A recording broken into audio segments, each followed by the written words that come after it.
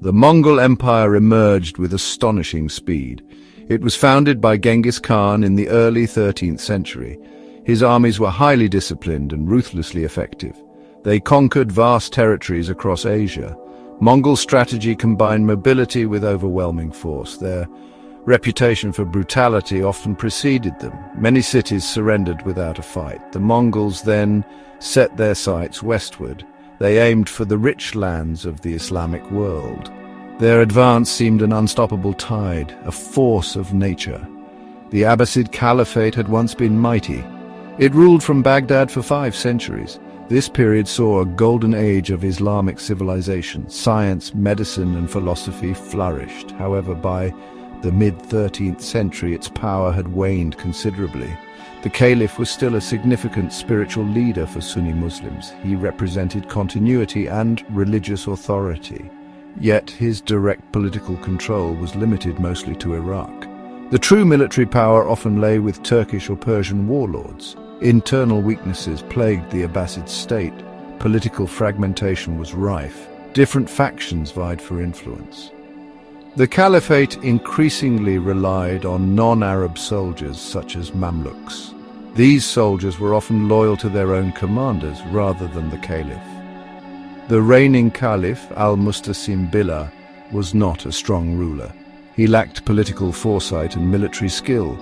He seemed to underestimate the Mongol menace. There was a dangerous complacency within the splendid city of Baghdad. The great Khan Möngke, Genghis Khan's grandson, made a fateful decision. He ordered his brother, Hulagu Khan, to lead a massive expedition. Hulagu's mission was to consolidate Mongol power in the west. He was tasked first with destroying the Nizari Ismailis, also known as the Assassins. They held mountain strongholds in Persia. After dealing with them, Hulagu was to demand the submission of the Abbasid Caliphate. If the Caliph refused, Baghdad itself was to be destroyed. This order set the stage for a monumental clash. Hulagu Khan assembled a truly formidable army. It was one of the largest Mongol forces ever gathered. Estimates suggest it numbered over 100,000 warriors. These were not just Mongol horsemen. The army included skilled siege engineers from China. They brought with them advanced siege weaponry. Christian contingents also joined. Troops from the Kingdom of Georgia and Armenian Cilicia participated. They had their own grievances against Muslim powers. Meticulous preparations were made for a long and arduous campaign. Hulagu's first major objective was the Nizari Ismaili state. The Ismailis, a Shia sect, were based in remote mountain fortresses. Their stronghold of Alamut in northern Persia was legendary. It was considered impregnable by many. However, Hulagu's forces systematically besieged and captured these castles. Alamut fell in December 1256. Other Ismaili strongholds soon followed. The power of the assassins was utterly broken. This swift and brutal success sent a chilling message. It demonstrated Mongol determination and military superiority to all rulers in the region. With the Ismailis crushed, Hulagu turned his attention to Baghdad. He sent envoys to Caliph Al-Musta'sim. The message was blunt and uncompromising. Hulagu demanded that the Caliph submit to Mongol overlordship. He also required the Caliph to come in person to his camp. Furthermore, Baghdad's outer defensive walls were to be demolished. Hulagu warned of catastrophic consequences if these demands were not met.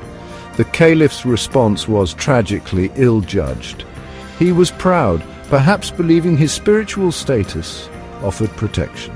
Caliph Al-Musta'sim made a fatal miscalculation. He appeared to believe that other Muslim states would rally to his defense. He may have also trusted too much in Baghdad's formidable walls and its historical prestige. He failed to comprehend the sheer scale of the Mongol threat, nor did he understand their unwavering resolve. His replies to Hulagu were variously reported as defiant, evasive, or even insulting. He reminded Hulagu of the wrath of Allah against those who attacked the Caliph. This attitude only served to enrage Hulagu Khan further. It effectively sealed Baghdad's doom. In January 1258, Hulagu Khan's vast army arrived before the walls of Baghdad. The city lay on both banks of the river Tigris. The Mongols swiftly established a complete encirclement. They constructed a palisade and a ditch around the city. Their siege engines were positioned strategically. The sight of the Mongol host, stretching for miles, struck terror into the hearts of Baghdad's inhabitants. All escape routes were cut off. The city, once the center of the world, was now a besieged island. Its fate hung precariously in the balance. The Mongols immediately began their assault. They employed sophisticated siege techniques learned across their empire. Batteries of powerful catapults and mangonels bombarded the city walls day and night. They launched heavy stones, naphtha bombs, and even diseased carcasses. Siege towers, protected by animal hides, were rolled towards the ramparts. The Mongols also dammed canals to divert water or to flood sections of the city's defenses. The eastern wall of Baghdad was breached first. The Caliph's army, small and poorly equipped, was no match for the Mongol war machine. Baghdad's defenses, which had been neglected for years, crumbled quickly. The siege itself lasted less than 2 weeks, a testament to Mongol efficiency. Desperate sorties made by the city's defenders were easily repulsed with heavy losses.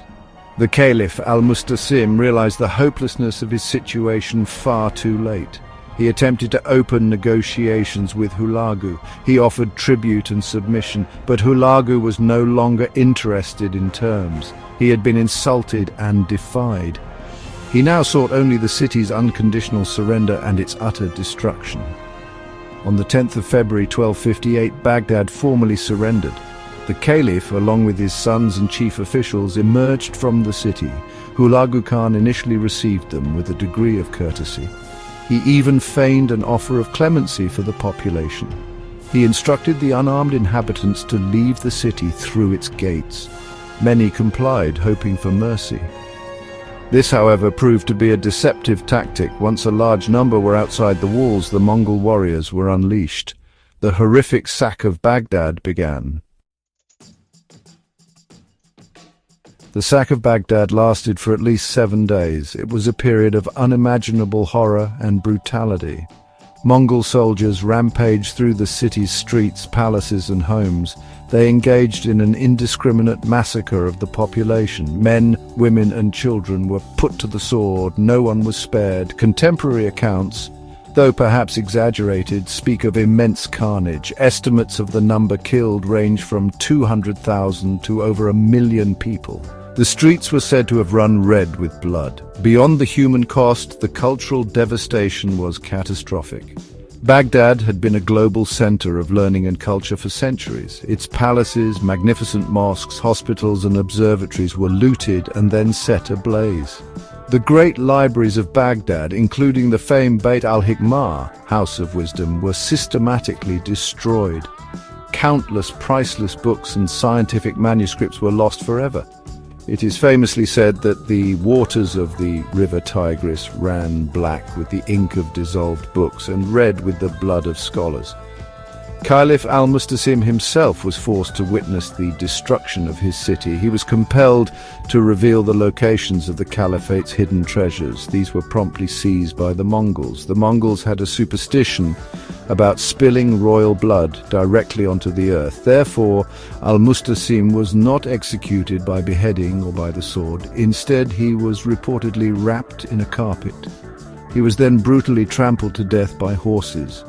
With his death, the Abbasid Caliphate, which had endured for over 500 years, was formally extinguished. The fall of Baghdad sent shockwaves throughout the Islamic world. The city, once the vibrant heart of a vast empire, was left a depopulated, smoldering ruin. It took centuries for it to recover even partially. The political and cultural center of Sunni Islam shifted. Cairo, under the Mamluk Sultanate, which later defeated the Mongols, rose in prominence. Hulagu Khan established the Ilkhanate, a Mongol kingdom, in Persia and Mesopotamia. While the immediate destruction was immense, in time the Mongol rulers of Persia converted to Islam. They became patrons of a new Perso-Islamic culture.